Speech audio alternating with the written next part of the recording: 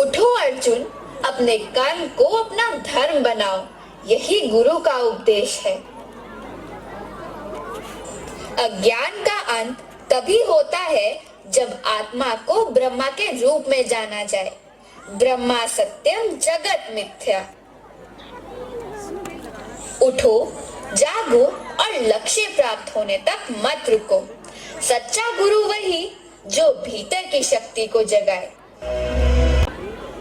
युगों के प्रभाव में एक तत्व सदा अमर रहा, गुरु का महत्व। क्योंकि गुरु ही वह दीपक है जो ज्ञान के अंधकार को दूर करता है।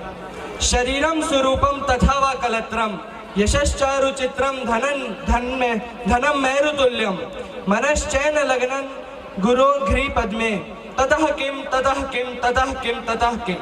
अर्थात आपका शरीर भले ही सुंदर हो, आपकी पत्नी भी सुंदर हो, आपका यश चारों दिशाओं में हो, मेरु पर्वत की तरह विशाल धन संपत्ति हो, पर यदि आपका मन गुरु के चरण कमलों में न लगे